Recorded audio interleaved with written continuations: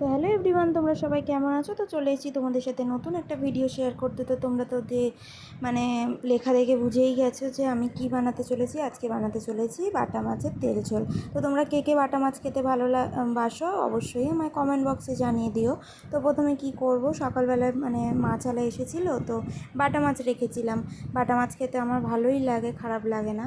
তো এই মাছে একটু কাটা হয়, কিন্তু ছোট ছোট মাছ তো সেই জন্য অতটাও কাটা ছিল না।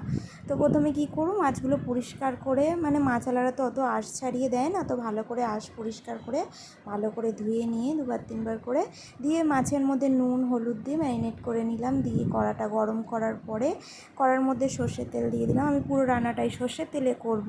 তো তোমরা এরকম রেসিপি যদি দেখতে চাও তাহলে আমার চ্যানেলটাকে অবশ্যই সাবস্ক্রাইব করে রাখো, আর পাশে থাকা বেল আইকনটা অবশ্যই ক্লিক করে দিও।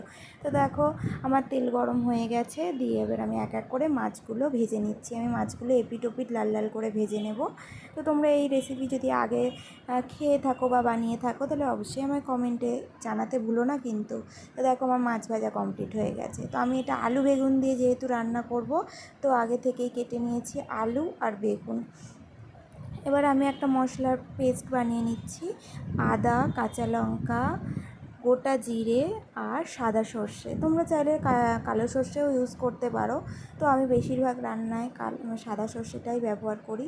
তো দেখো আমি মশলার পেস্ট বানানো আমার হয়ে গেছে। এবার আমি ডুমো কেটে রেখেছিলাম আলু, সেগুলো আমি মাছ ভাজা ভেজেছিলাম যেই তেলে, সেই তেলেই আমি আলুগুলো ভেজে নিচ্ছি নুন আর হলুদ দিয়ে। কিছুক্ষণের জন্য নাড়াচাড়া করে 2 মিনিটের জন্য লাল লাল করে আমি ভেজে তুলে নিচ্ছি।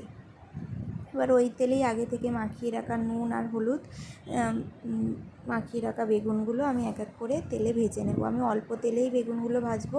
বেশি তেল দিলে বেগুনের তেলটা পুরো শোক করে নেবে, মানে টেনে নেবে, আর পরে সেটা রান্নায় বেরিয়ে যাবে, তাহলে অনেক তেল হয়ে যাবে, তেল হয়ে যাবে। তো দেখো আমার বেগুনগুলো ভাজা কমপ্লিট হয়ে গেছে। এবার আমি কড়াইয়ের মধ্যে একটু সামান্য সর্ষের তেল দিয়ে কালো জিরে ফোড়ন দিয়ে দিলাম। দেওয়ার পরে একটু নাড়াচাড়া করে নিয়ে আমি যে মশলার পেস্টটা বানিয়ে রেখেছিলাম আদা, জিরে, কাঁচা লঙ্কা, গোটা জিরে আর সর্ষে দিয়ে আমি সেই পেস্টটা দিয়ে দিলাম। দিয়ে কড়ার মধ্যে মশলার বাটি ধোয়া জলও দিয়ে দিলাম। দিয়ে লবণ, হলুদ আর একটু সামান্য কাশ্মীরি লঙ্কার গুঁড়ো, যেহেতু মানে তরকারির কালারটা একদম হলুদ হয়ে যাচ্ছিলো, সেই জন্য আমি আর একটু সামান্য কাশ্মীরি লঙ্কার গুঁড়ো দিয়েছিলাম। আপনারা চাইলে অ্যাভয়েডও করতে পারেন। আর আপনারা এখানে আরেকটাও জিনিস অ্যাড করতে পারেন, ধনেপাতা। আমি এখানে ধনেপাতা আমার বাড়িতে ছিল না, সেই জন্য আমি অ্যাড করতে পারিনি। তো দেখো ভেজে রাখা আলুগুলো আমি মশলা কষানোর পরে ভেজে রাখা আলুগুলো মশলার সাথে কষিয়ে নিচ্ছি ভালো করে। যতক্ষণ না মশলাটা একটু মানে আলুর মধ্যে ঢুকে যায় ততক্ষণ আমি কষিয়ে নেব ভালো করে।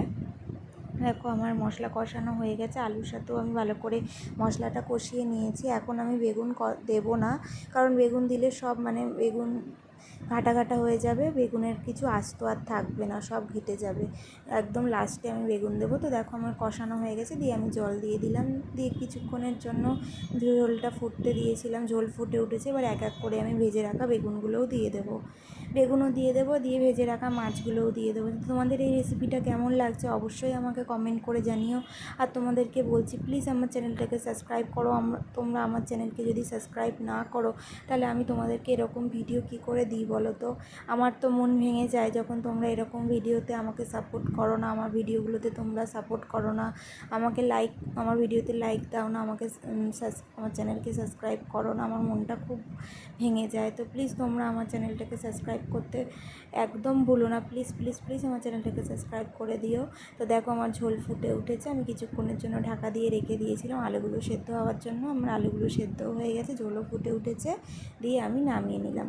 তো রেডি আমার বাটা মাছের তেল ঝোল। তো তোমাদের কেমন লাগলো রেসিপিটা অবশ্যই আমাকে কমেন্টে জানিও। তো দেখো এমন রেডি হয়ে গেছে। তো তোমরা আমাকে